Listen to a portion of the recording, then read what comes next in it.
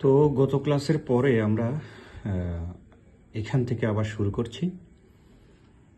এখানে আমি বলেছিলাম যে যে ধ্বনিটা কণ্ঠ থেকে উচ্চারিত হচ্ছে, অর্থাৎ যখন আমরা বাকযন্ত্র দিয়ে ফুসফুস থেকে বাতাস বের করছি, সেই বাতাসটা কণ্ঠের মধ্যে লাগলে যে ধ্বনিটা উচ্চারিত হচ্ছে ওখানে স্পর্শ করে সেই ধ্বনিটাকে আমরা বলছি কণ্ঠধ্বনি। এভাবে তালুর সাথে লাগলে, বাতাসটা যদি তালুর সাথে লাগে বা ঠোঁটের সাথে লাগে, মুর্দার সাথে লাগে, মুর্দা জিনিসটা আমি তোমাদের বুঝিয়ে দিই। সেটা হলো যে আমাদের উপরের দাঁত আছে, সেই উপরের দাঁতের যে গোড়ার অংশটা, ধরো এটা উপরের দাঁত, হ্যাঁ, উপরের দাঁতের যে গোড়ার অংশটা, এখানে একটু মাংসপিণ্ড আছে, এই যে উঁচু উঁচু মাংস আছে, উঁচু উঁচু উপরের দাঁতের গোড়ার যে উঁচু উঁচু মাংস আছে, সেই মাংসগুলোকে বলা হয় মূর্ধা। আমাদের জিহ্বাটা যখন এই যে মুর্দার সাথে স্পর্শ করে হ্যাঁ ধ্বনি উচ্চারিত হয়, তখন সেগুলোকে আসলে মূর্ধধ্বনি বলা হয়। ঠিক আছে।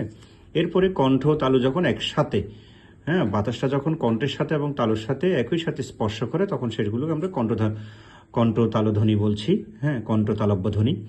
আর কণ্ঠ ওষ্ঠধ্বনি, ঠিক আছে, এইগুলো হচ্ছে কণ্ঠ ওষ্ঠ একসাথে আমাদের বাতাসটা স্পর্শ করে বা এইগুলো কম্পন হয়। ঠিক আছে, এই জন্য আমরা এইগুলোকে বলছি কণ্ঠস্থধ্বনি। ঠিক আছে, তাহলে এই বিষয়টা তেমন গুরুত্বপূর্ণ নয়, এগুলো একটু মুখস্থ করে রাখলেই হলো। এই যে কোনটা কোত্থেকে উচ্চারিত হয় বা কোনগুলো উচ্চারিত হওয়ার সময় বাতাসটা কোথায় স্পর্শ করে বা কোথায় কম্পিত হয়, এই বিষয়গুলো একটু জেনে রাখলে হয়ে যাবে। ঠিক আছে, এই তালিকাটা তোমরা একটু মুখস্থ রাখবে। ঠিক আছে, এরপরে আসো, এখানে বর্গ বলা আছে, বর্গ। ঠিক আছে, 5টি বর্গ আছে দেখা যাচ্ছে, ক থেকে ম, এই যে ক থেকে ম পর্যন্ত এখানে 25টি ধ্বনি আছে। এগুলো বর্গ কেন বলা হচ্ছে? কারণ 5 দিয়ে গুণ করলে, 5কে 5 দিয়ে গুণ করলে দেখবো 25 হচ্ছে, তাহলে এখানে বর্ণ সংখ্যা 25টি। ঠিক আছে, তাহলে প্রত্যেকটা বর্গের নামকরণ করা হয় কিন্তু প্রথম ধ্বনি দিয়ে। এই যে এখানে প্রথম ধ্বনি যেটা আছে ক ধ্বনি, তাহলে ক, খ, গ, ঘ, ও ম, এই 5টা ধ্বনি কিন্তু ক বর্গীয় ধ্বনি। প্রথম যে ধ্বনিটা থাকে সেটার নাম অনুসারেই কিন্তু ওই ধ্বনিগুলোকে ওই বর্গীয় ধ্বনি বলা হবে। ঠিক আছে, তাহলে এই 5টি হচ্ছে চ বর্গীয় ধ্বনি, ট বর্গীয় ধ্বনি, ত বর্গীয় ধ্বনি, তারপর হচ্ছে প বর্গীয় ধ্বনি। ঠিক আছে, এই 5টি বর্গ আছে আমাদের। প্রথম যে বর্ণ আছে সেই বর্ণ অনুযায়ী কিন্তু বর্গের নামকরণ করা হয়। এরপরে আসো, এখানে দেখো ব্যঞ্জন ধ্বনির উচ্চারণ স্থান ও বৈশিষ্ট্য। ঠিক আছে, ওই যে গতবার আমরা যেখানে গত পৃষ্ঠায় আমরা পড়েছিলাম, যে সেখানে বলেছিলাম যে কোন জায়গায় বাতাসটি স্পর্শ করছে, আমাদের যে বাতাসটা ফুসফুস থেকে বের হচ্ছে সেটা কোন বাকযন্ত্রে স্পর্শ করছে, সেই স্পর্শের কারণেই কিন্তু আমাদের ওটাকেই বলা হচ্ছে উচ্চারণ স্থান, এবং যে স্থান থেকে উচ্চারিত হচ্ছে সেটাকে আমরা ওই বর্ণের ওই ধ্বনির উচ্চারণের নামকরণ করেছি। ঠিক আছে, তাহলে যেগুলো দাঁত থেকে উচ্চারিত হয় সেগুলো দন্তধ্বনি, যেগুলো মূর্ধা থেকে উচ্চারিত হয় সেগুলো মূর্ধাধ্বনি, যেগুলো বাতাস তালুর সাথে লেগে উচ্চারিত হয় সেগুলোকে তালব্য ধ্বনি। ঠিক আছে, এইভাবে আমাদের 5টি নামকরণ, 1 2 3 4 5টি নামকরণ এখানে করা হয়েছে। ঠিক আছে, উচ্চারণের স্থান হচ্ছে এগুলো, আর এগুলো হচ্ছে নামকরণ। ঠিক আছে, এরপরে আসো কণ্ঠধ্বনি। এগুলো হচ্ছে কণ্ঠ থেকে উচ্চারিত হচ্ছে, এই জন্য কণ্ঠধ্বনি, এই 5টা ধ্বনিকে কণ্ঠধ্বনি বলা হচ্ছে, এই 5টি ধ্বনিকে। ঠিক আছে, তালব্য ধ্বনি এখানে আলাদা আলাদা করে বলা আছে। এগুলো আমরা সহজ বিষয়, এগুলো নিয়ে তেমন কোনো মাথা ব্যথা নেই। এইবার আসো নাসিক্য ধ্বনি, যে ধ্বনিগুলো উচ্চারণ করার ক্ষেত্রে আমাদের নাকে একটু আওয়াজ করে ওঠে, অর্থাৎ নাক দিয়ে বাতাসটা যখন প্রবেশ করে, এগুলো উচ্চারণ করতে একটু নাকটা একটু দেখবা যে একটু স্পর্শ হয় এবং নাকটা একটু কম্পিত হয়, অর্থাৎ একটা নাকের বাঁশিটা বেজে ওঠে। ঠিক আছে, যেমন ম, ইয়, হ্যাঁ, ন, ন, ম, এগুলো আমাদের নাকের বাঁশিটা একটু বেজে উঠছে, এগুলো এই জন্য নাসিক্য ধ্বনি বলা হচ্ছে। নাসিক্য ধ্বনিকে অনুনাসিক ধ্বনিও বলা হয়, অনুনাসিক ধ্বনিও বলা হচ্ছে। ঠিক আছে, তাহলে নাসিক্য ধ্বনির আমরা কয়টা নাম পাই? 2টা নাম, একটা হচ্ছে নাসিক্য আর একটা হচ্ছে অনুনাসিক। এরপর আসো অঘোষ ধ্বনি। অঘোষ ধ্বনি আমরা সহজে হিসেব করতে পারি, একটু তোমাদের লিখে দেখায় অঘোষ ধ্বনিটা কিরকম।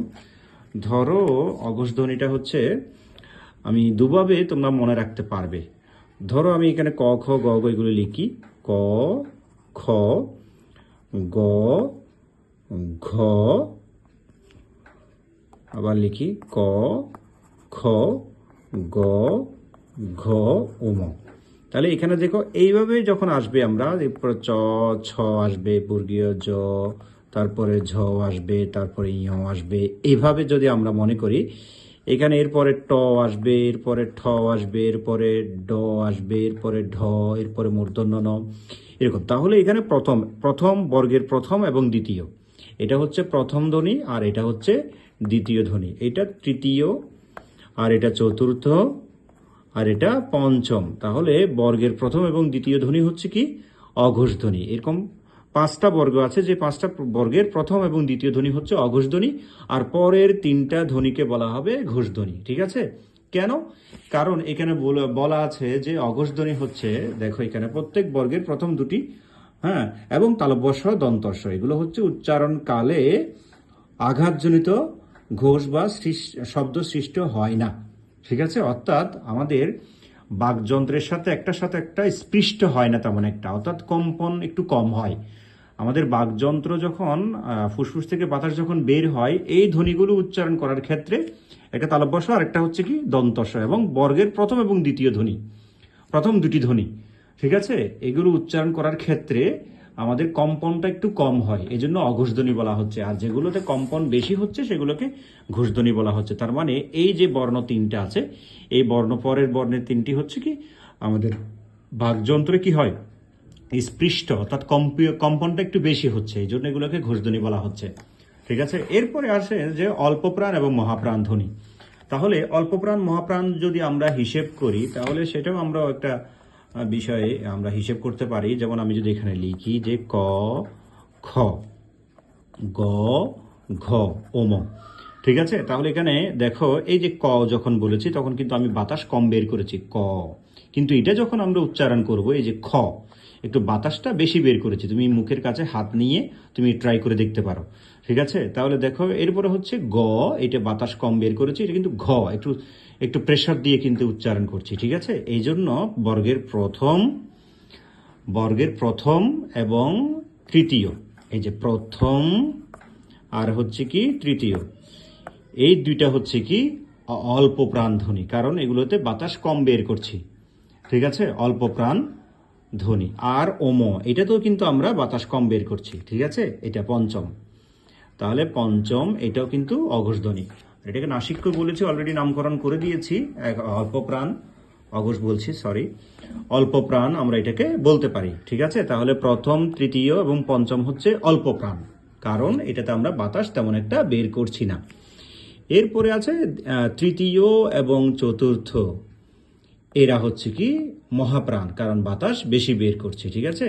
আর তাহলে আমরা কি পেলাম? প্রত্যেকটা বর্গের প্রথম এবং তৃতীয় ধ্বনি এবং পঞ্চম ধ্বনি হলো অল্প প্রাণ, আর দ্বিতীয় এবং চতুর্থ, ঠিক আছে, চতুর্থ এই ধ্বনিটা হচ্ছে কি মহাপ্রাণ ধ্বনি। আশা করি সবাই বুঝতে পেরেছো, এটাতে কোনো অত আহামরি কিছু না, তোমরা এগুলো ক্লাসে ভালো করে পড়েছো। এরপরে দেখো এখানে পরাশ্রয়ী ধ্বনি আছে, পরাশ্রয়ী ধ্বনি।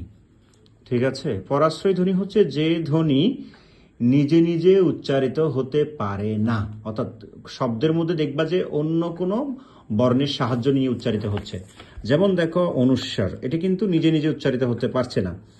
যদি আমরা এটা বয়ের সাথে লাগিয়ে দিই, হ্যাঁ, বাং, ঠিক আছে, রং, এই যে রং, ঠিক আছে, ঠিক একই রকম হচ্ছে চাঁদ, এই যে চন্দ্রবিন্দু, এটা কিন্তু কোন একটা বর্ণের কাঁধের উপর ভর দিয়েই কিন্তু নিজেকে প্রকাশ করে। ঠিক আছে? এটা একটা নাসিক্য, যে কে চাঁদ। ঠিক আছে? তাহলে এই ধ্বনিটা এবং অনুস্বার ধ্বনিটা, আরেকটা হচ্ছে কি বিসর্গ।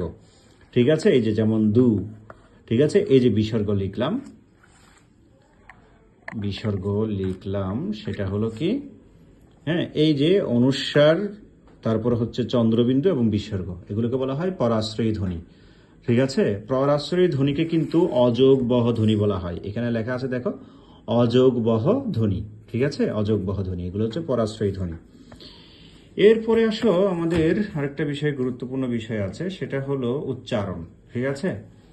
উচ্চারণটা একটু ভালো করে দেখো, এখানে আ ধ্বনির উচ্চারণ এবং এ ধ্বনির উচ্চারণ, এই ধ্বনিটা আমাদের বর্ণমালায় নেই, কিন্তু উচ্চারণ আছে। এটা কখন হয়? এই যে বর্গীয় জ ইয়, এটা যখন আমরা উচ্চারণ করতে যাই, ধরো আমি একটা শব্দ লিখলাম জ্ঞান, জ্ঞানটা যখন আমরা লিখব, উচ্চারণ করব, তখন এই যে বর্গীয় জ ইয় আছে এখানে, এটার সাথে স্বরে আছে, দেখো একটা আকার আছে, এই আকারটা যখন আমরা উচ্চারণ করতে যাব তখন এই ধ্বনিটা উচ্চারিত হবে। যেমন দেখো গ জফলা আকার, হ্যাঁ, কিন্তু এখানে এই যে ইয় থাকার কারণে একটা চন্দ্রবিন্দু দিতে হবে, ঠিক আছে? ইয়র পরিবর্তে উচ্চারণ, কিন্তু ইয়র উচ্চারণ চন্দ্রবিন্দু দিয়ে প্রকাশিত হয়। তাহলে জ্ঞান, তাহলে দেখো জ্ঞান বলেছে, এখানে এটা উচ্চারিত এখানে হয়েছে, ঠিক আছে? এরপরে আসো জ্ঞাপন, ঠিক আছে? জ্ঞাপন শব্দটাও যদি আমরা বলি, হ্যাঁ, তাহলে এই বর্ণের সাথে যেটাই থাকুক না কেন সেটা এইভাবে উচ্চারিত হবে, অর্থাৎ এই ধ্বনিটা উচ্চারিত হবে, ঠিক আছে? জ্ঞাপন, এইভাবে। তো এই কথাটা এখানে দেওয়া আছে, আর কোনো সমস্যা নেই। যদি মাঝখানে হয়, দেখো মাঝখানে এই ধ্বনিটা উচ্চারিত হতে পারে, যেমন আমি যদি বলি বিজ্ঞান, ঠিক আছে? হ্যাঁ, বিজ্ঞান শব্দটা যদি আমরা উচ্চারণ করি তাহলে কি হয়, বিগ, হ্যাঁ, তারপরে এই যে জ্ঞান, ঠিক আছে? এইভাবেও হতে পারে, অথবা বিজ্ঞান ডবল গ দিয়েও কিন্তু করতে পারি আমরা, বিগ তারপরে গান, বিজ্ঞান, ঠিক আছে? বিজ্ঞান অথবা বিজ্ঞান দুইটাই শুদ্ধ, কোনো সমস্যা নেই। ওকে, এইটাতে আর কোনো সমস্যা নেই। আমাদের মৌলিক ধ্বনিগুলো তোমরা জানো, মৌলিক স্বরধ্বনি এবং মৌলিক ব্যঞ্জন ধ্বনি। একটা কথা মনে রাখবা, মৌলিক স্বরধ্বনি কিন্তু, হ্যাঁ, 7টি, ঠিক আছে? এটা তোমরা একটু জেনে রাখবে। কেন মৌলিক ধ্বনি কিভাবে হিসেব করেছি, কারণ এই দেখো রস্বই এবং দীর্ঘই দুইটা কিন্তু মৌলিক নয়, এই দুইটার উচ্চারণ যেহেতু একই রকম সেজন্য এটা মৌলিক নয়, একটা মৌলিক হতে পারে, ঠিক আছে? ঠিক একই রকম করে রস্যু এবং দীর্ঘ, ঠিক আছে, এই দুইটার কিন্তু মৌলিক নয়, এটা দুইটাই উচ্চারণ একই রকম, ঠিক আছে? সেক্ষেত্রে একটা মৌলিক নয়, প্রথমটাই হচ্ছে মৌলিক, ঠিক আছে? এইভাবে স্বরধ্বনির মধ্যে আমরা মোট 7টি মৌলিক ধ্বনি পাচ্ছি, ঠিক আছে? মৌলিক ধ্বনি কয়টি পাচ্ছি? 7টি মৌলিক ধ্বনি পাচ্ছি। সাথে একটু মৌলিক ধ্বনিগুলো আমি দেখিয়ে দিচ্ছি, একটু খেয়াল করো। হ্যাঁ, এই যে একটু খেয়াল করো, এখানে আমি যদি বলি এটা কারোর সাথে উচ্চারণগতভাবে মিলে না, আরেকটা হচ্ছে রস্বই, এটা কারোর সাথে উচ্চারণ মিলে না, ওইখানে একটা বাদ গিয়েছে। এটাও কারোর সাথে মিলে না। তারপরে রস্যু, এটাও কারোর সাথে মিলে না। আরেকটা হচ্ছে দীর্ঘই তো মিলে যায়। তারপরে এটা কারোর সাথে মিলে না। তারপরে হচ্ছে কি কারোর সাথে মিলে না। আরেকটা হচ্ছে ঠিক আছে? এইরা হচ্ছে কি মৌলিক স্বরধ্বনি, ঠিক আছে? 1 2 3 4 5 6 7। তো এখন রি নয় কেন? রি হচ্ছে ব বিন্দুর রস্বইকারের সাথে মিলে যায়, রি, দেখেছো? ব্যঞ্জন ধ্বনির সাথে মিলে যাচ্ছে। আর যদি বলো যে দীর্ঘই এবং দীর্ঘ কেন নয়, সেটা তো বলেছি। যদি বলো ওই নয় কেন, ওই ভাঙলে আমরা দুইটা বর্ণ পাই, ও যোগ রস্বই, ঠিক আছে?